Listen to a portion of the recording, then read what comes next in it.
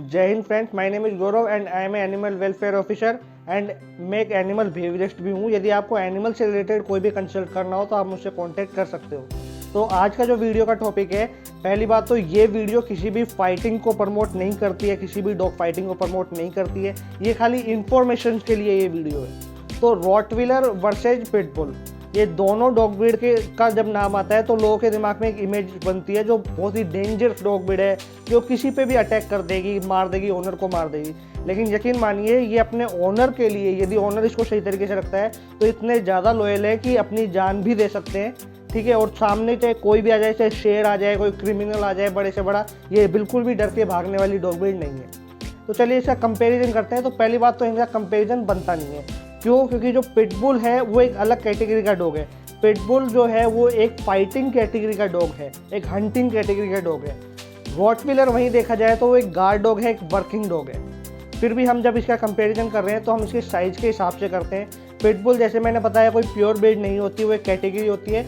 और उसमें जो हम पिटबुल जो समझते हैं वो अमेरिकन पिटबुल टेरियर समझते हैं, जिसका कंपैरिजन रॉटविलर से नहीं बनता, क्योंकि वो साइज़ में भी छोटा होता है, वेट में भी कम होता है। तो हम पिटबुल एक्सेल से रॉटविलर का कंपैरिजन कर रहे हैं। तो बात करते हैं दोनों डॉग की हाइट की। तो दोनों डॉग की जो हाइट है, रॉटविलर की हाइट की बात करें तो 26 से लेकर 28 इंच तक चली जाती है।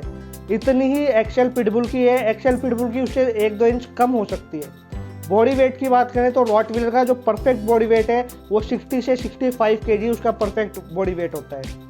वहीं एक्सेल की बात करें हम, एक्सेल पिटबुल की, तो जो उसका बॉडी वेट होता है वो 75 केजी एकदम परफेक्ट माना जाता है। बाइट फोर्स की अगर हम बात करते हैं तो जो रॉटविलर की बाइट फोर्स है वो 328 PSI है। और वहाँ हम अमेरिकन बुली की बात करते हैं या पिटबुल एक्सेल की बात करते हैं तो जो उसकी बाइट फोर्स है वो 235 या 238 तक ही मानी गई है। बाइट फोर्स के मामले में रॉटविलर ज़्यादा है, वेट के मामले में जो एक्सेल बुली है वो ज़्यादा है। अब जब इनकी फाइट होती है तो सबसे पहले तो देखा जाता है रॉटविलर का जो कोट है वो एक डबल कोट आता है। तो उसके कारण जो वो पिटबुल है या एक्सेल बुली है वो रॉटविलर पे जल्दी से अटैक नहीं कर पाता। ठीक है, उस पर ग्रिप नहीं बना पाता।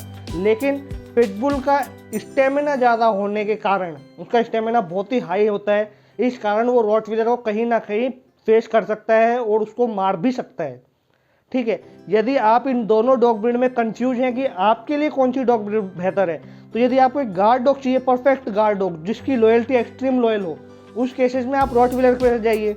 यदि आपको एक ऐसी डिजाइनिंग डॉग ब्रीड चाहिए जो एक बॉडी बिल्डर टाइप की दिखे, ठीक है, आप खुद जिम करने वाले पर्सन हैं, आपको आपके हिसाब से डॉग चाहिए, और एक ऐसा डॉग चाहिए जो लुक लाइक अलग ही लगे, ठीक है, और जब भी आप उसको घुमाने ले जाएं तो लोग उस पर देखें और बहुत ही बेहतरीन दिखे वो, तो उस केसेस में आप पिटबुल एक्सेल पे जाइए। लेकिन रॉटविलर को तो आप 1 घंटा सुबह 1 घंटे शाम को अच्छी वॉक देके घर में कंफर्टेबली रख सकते हो। पिटबुल के केस में ऐसा नहीं है।